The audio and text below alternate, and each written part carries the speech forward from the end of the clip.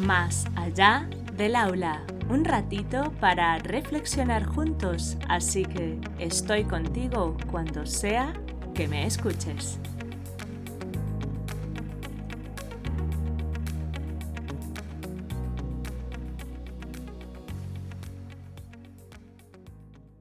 Hola, encantada de tenerte al otro lado. ¡Empezamos!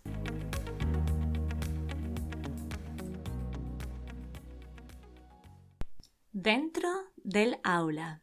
La primera vez que me puse de pie delante de un grupo de peques fue cuando con solo 17 años mi profesora de la materia Prácticas Profesionales me presentó ante el grupo de alumnos con el que estaría cada martes durante ese curso escolar. Recuerdo claramente mis nervios, pero también recuerdo esas 30 sonrisas plenas que me dieron la bienvenida y que en cada encuentro durante esos 9 meses me fueron convenciendo, sin proponérselo, de que mi lugar era dentro del aula.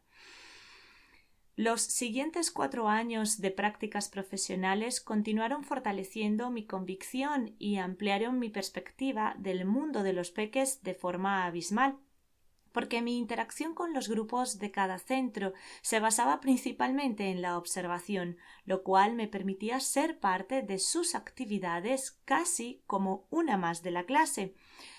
Pude apreciar las diversas formas que encuentran los peques a nivel individual y grupal de resolver situaciones nuevas o cotidianas, valiéndose de una inventiva impresionante porque se les ocurrían opciones que yo no era capaz de ver como adulta, ya que mi visión se centraba en el resultado, no en el proceso.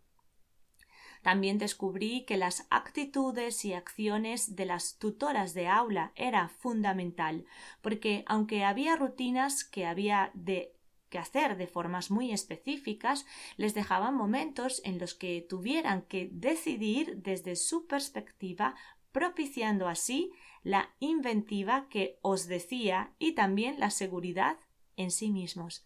Nota mental: recordar la importancia de la observación en mis interacciones con peques.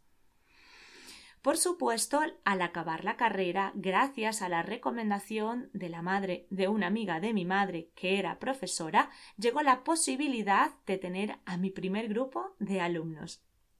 Esos primeros 25 alumnos representaron un gran reto porque era la primera vez que estaba de tutora, yo sola, y además tenía la presión de sus familias que al conocerme desconfiaron un poco, ya que solo tenía 22 años y ninguna experiencia, por decirlo así, porque ya os conté que en Venezuela la carrera de educación no solo es teoría, sino fundamentalmente práctica. Afortunadamente, estaba en un centro educativo que realizaba formaciones constantes, reuniones con todos los compañeros de los diferentes cursos para trabajar en la misma línea y así hacer el tránsito para los alumnos de un curso a otro de forma fluida, reuniones con supervisores de las diferentes materias para establecer recursos educativos que hicieran el desarrollo de las clases de forma que los alumnos fuesen partícipes de su aprendizaje y comunicación constante vía email o en reuniones presenciales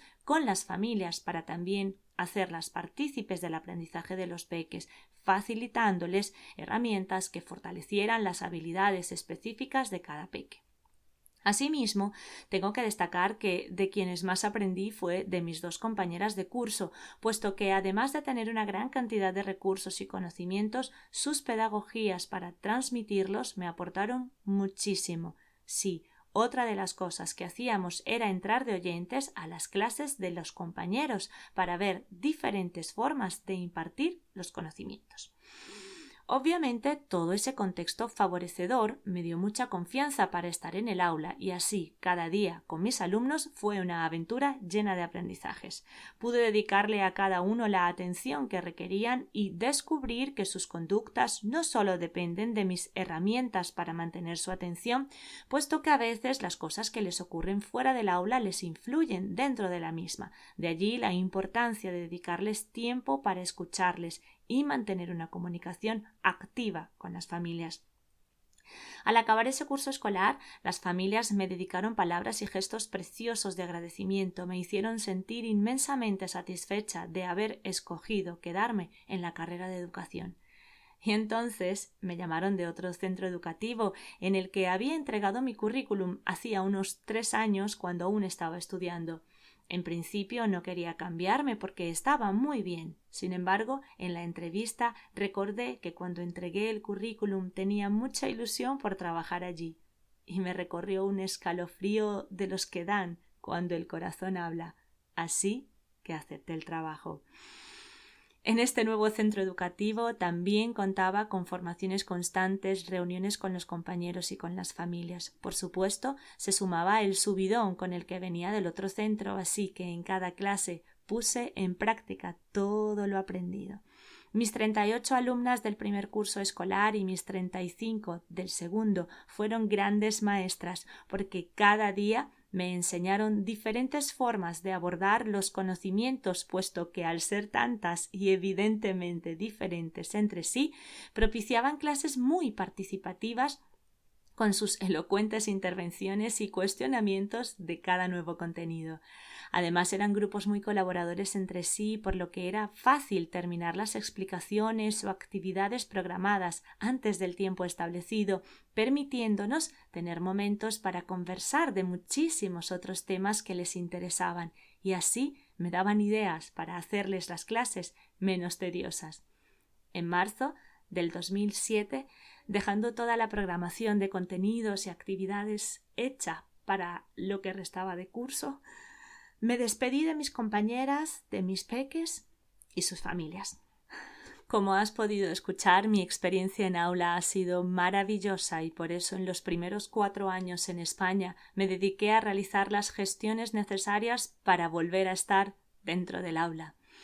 Sin embargo, el pensum de licenciada que estudié encajaba supuestamente más con la especialidad de pedagogía que con la especialidad de primaria. Entonces me dieron 2 posibilidades: cursar 3 materias para obtener el título de magisterio o bien hacer la carrera de pedagogía durante 5 años, a pesar de que más del 70% del pensum que cursé en Venezuela era como el de España. Por eso os dije el supuestamente, ya que, como veis, es una incongruencia en toda regla. Evidentemente opté por la opción más corta para no perderme entre estudios y volver lo antes posible a ejercer de maestra. El proceso burocrático tardó casi 3 años, así que al obtener la homologación repartí mi currículum por todos los colegios de la localidad donde vivo y averigüé lo que tenía que hacer para opositar.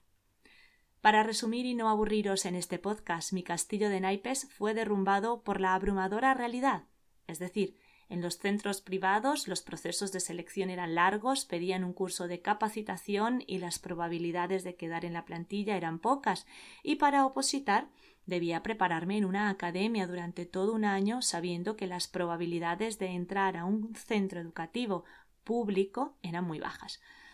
Sumado a eso estaba el tema económico, porque mi familia y yo solo teníamos 4 años en España. Aún quedaba mucho camino por hacer para cobrar un sueldo que me permitiera cubrir algo más que los básicos. Lloré a mares y aún me emociono, porque mi decisión de estudiar educación surgió desde mis más profundas ganas de acompañar con cariño a los peques durante su aprendizaje cognitivo y emocional en la etapa escolar, y ya había demostrado que valía para tal fin. No podía entender toda esa burocracia y sobre todo el tiempo que debía invertir para demostrar mi valía, porque era un tiempo en el que perdería el contacto directo con los peques y eso para mí era inconcebible, ya que al interactuar con ellos es cuando se pulen todos los conocimientos y teorías. Fue entonces cuando decidí que debía buscar otro empleo, pero siguiendo la premisa que me dijo doña Pepita, os hablo de ella en una historia en el blog llamada Sensaciones. Tú vales mucho y siento que, como yo, amas ser maestra, por eso recuerda mis palabras y no cuides a ninguna persona mayor más, porque eso te va a alejar de los peques y puede que te amargue. Busca siempre trabajar con peques. Sabía que la búsqueda no era fácil porque con el título de educadora las opciones son las que os describí. Sin embargo, también sabía que mientras mantuviese el objetivo claro, trabajar con y para peques, algo encontraría. Como también me dijo mi abuela muchas veces, venga, estudia educación, anímate, que siempre, siempre tendrás niños. Y ha sido cierto. En el siguiente podcast os hablaré de esos otros contextos donde interactuamos con peques y en los que, por supuesto, el aprendizaje bidireccional está garantizado. Si te gustó este episodio y crees que puede aportar a otros, compártelo. Nos escuchamos la próxima vez, aquí, más allá del aula.